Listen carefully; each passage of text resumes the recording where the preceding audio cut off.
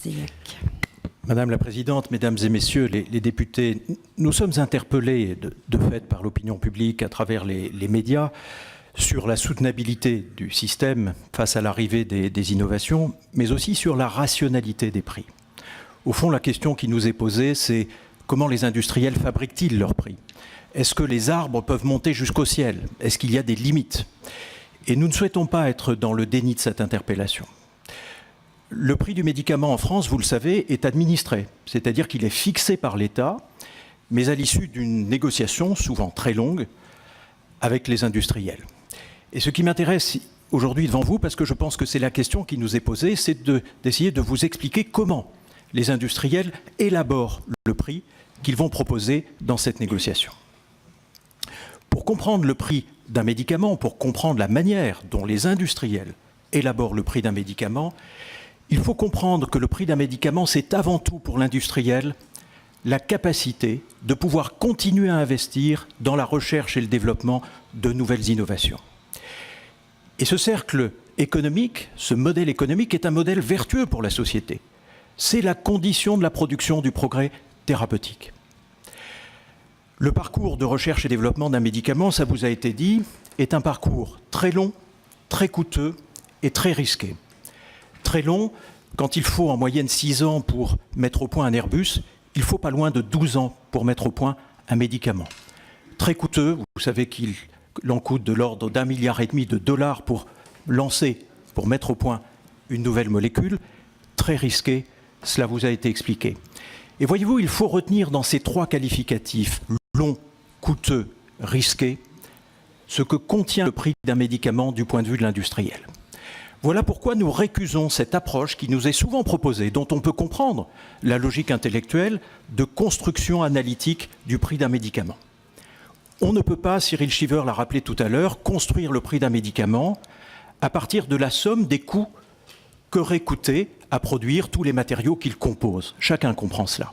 On ne peut pas construire non plus le prix d'un médicament à partir de l'évaluation des coûts de recherche et développement auxquels on voudrait bien ajouter une marge pour l'industriel. Pourquoi?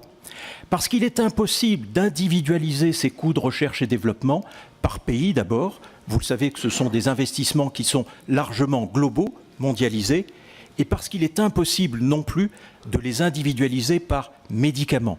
Lorsqu'un industriel investit dans un pipeline d'innovation, il investit dans une logique de portefeuille de produits. Il ne peut plus ensuite reconstituer, individualiser le coût par médicament.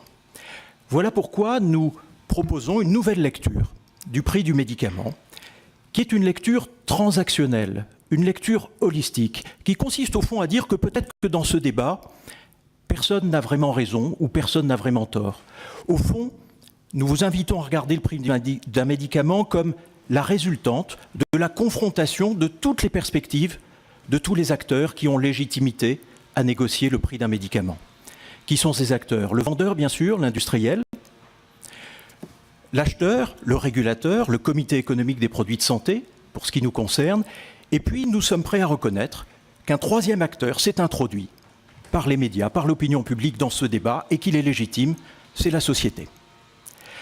Voilà pourquoi nous vous proposons, en considérant l'ensemble des attentes de ces 3 acteurs, 3 réformes, 3 propositions d'évolution de notre système pour fixer le prix d'un médicament. L'accès d'abord. L'accès, c'est la prérogative, c'est l'attente de la société dont je parlais tout à l'heure.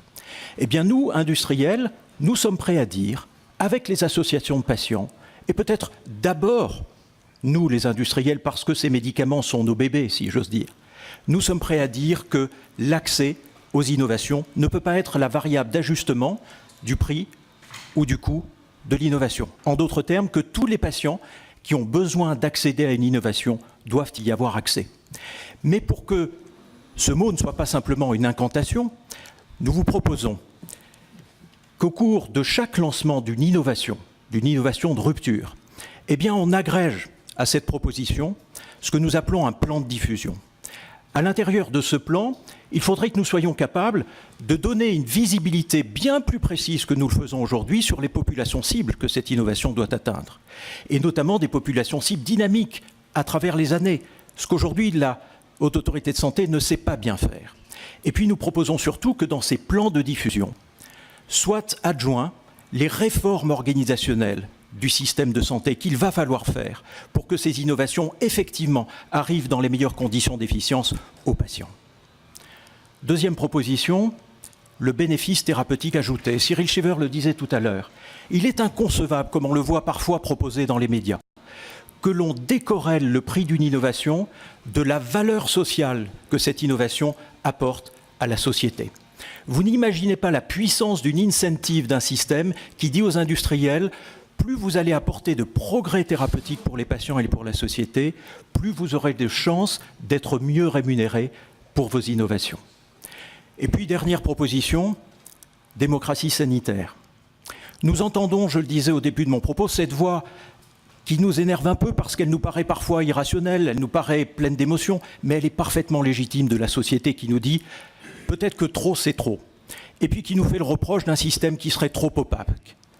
Eh bien nous avons envie de dire chiche, et nous sommes disposés aujourd'hui en tant qu'industriels à proposer que les patients, par leurs représentants, puissent être introduits d'une manière ou d'une autre dans le processus de détermination d'un prix du médicament à titre consultatif. Ça permettrait de lever ce procès souvent d'intention en opacité.